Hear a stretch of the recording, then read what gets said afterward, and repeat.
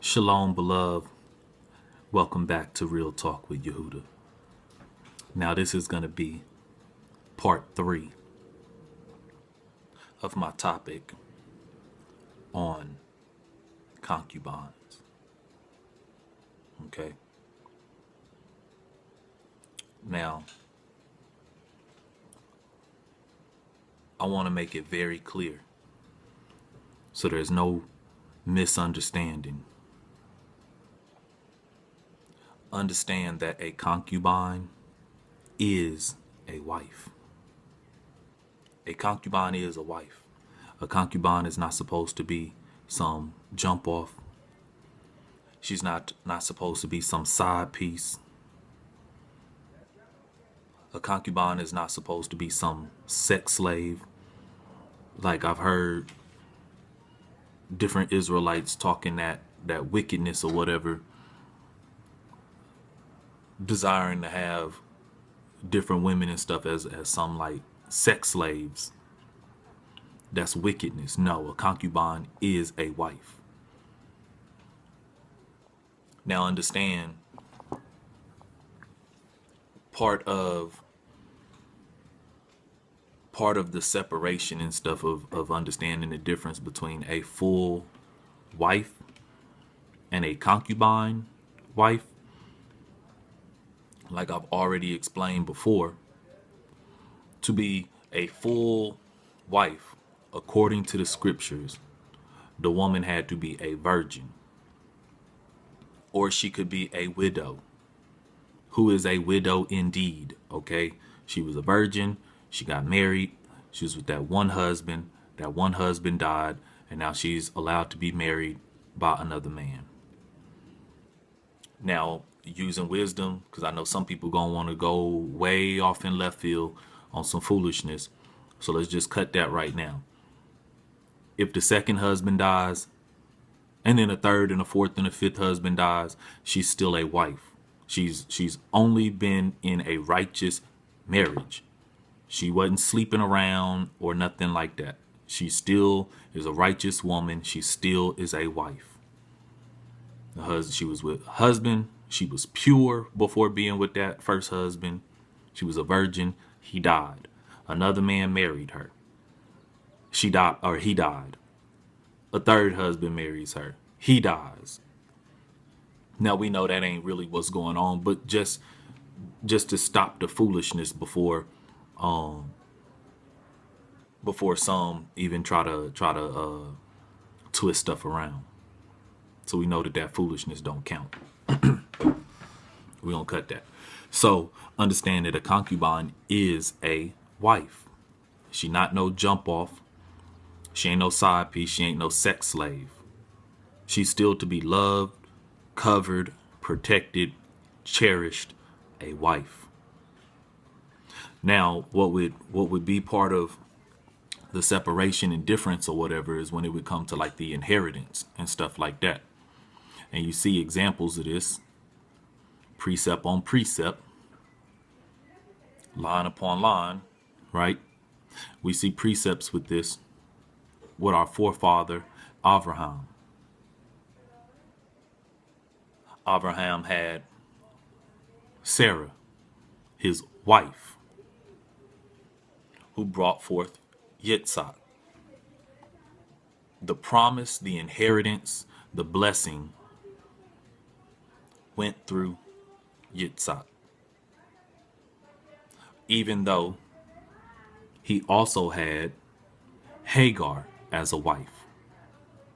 The inheritance, the blessing, the name did not pass on to Ishmael, even though Ishmael is his son and Hagar was his wife. We see later on in the scripture that both Hagar and Sarah passed away. They died. Both Hagar and Sarah died. And then Abraham took a third wife, Keturah.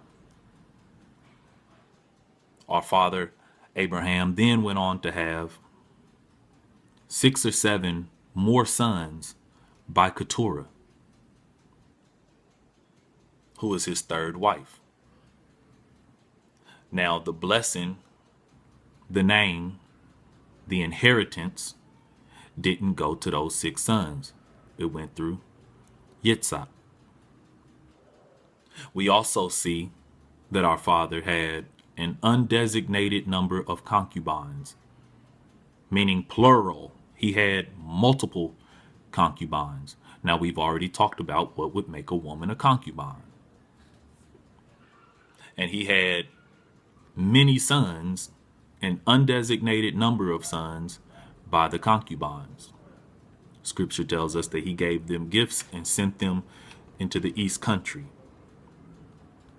We later find out through scripture, if you study, and that's on y'all to do your due diligence and go study that, the east country and the east lands and things like that, where our father Abraham sent his sons, was into areas like Syria and things like that.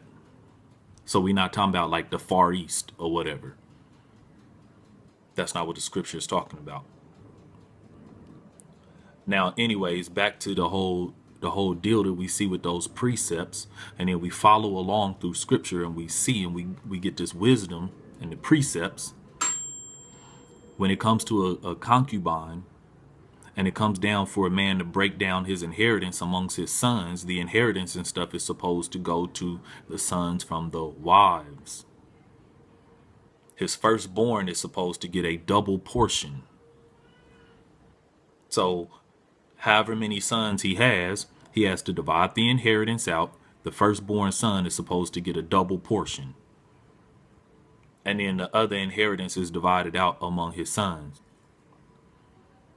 Now, he still loves, provides, and cares for his sons with the concubines or concubine, whatever the case is, but they don't get the whole inheritance like the other sons from the wives. Now, I know being in this captivity, we don't understand that. But the scripture is the scripture. The precepts is the precepts. Righteousness is still righteousness. Just because you didn't know, just because you didn't grow up in that, don't mean that righteousness ain't right. So understand, a concubine is a wife. She's a type of wife. So that she ain't to be treated like no side piece or some second class citizen or some sex slave or something like that. That's wicked as hell. If you men had that idea in your heart, that's wicked. Most High don't want no people just being mistreated and stuff like that.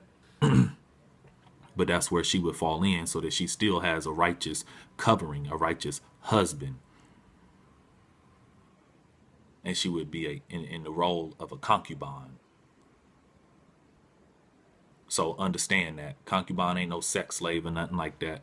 And that's what really separates the difference between like a wife and a concubine. The wife being a virgin, the concubine, we've already discussed that. And then when it comes to divide out the inheritance and stuff like that, the inheritance and everything was divided out amongst the sons from the wives. The blessing and heritage and everything was to be passed down from the sons of the wives. And the concubine, the sons from the concubines and stuff, were supposed to receive a gift or different things like that. So anyways, with that being said, this has been part 3 of concubines, wives, jump-offs, side pieces. And with that, shalom. It's been real. This is Real Talk with Yehuda. I'll see y'all next time.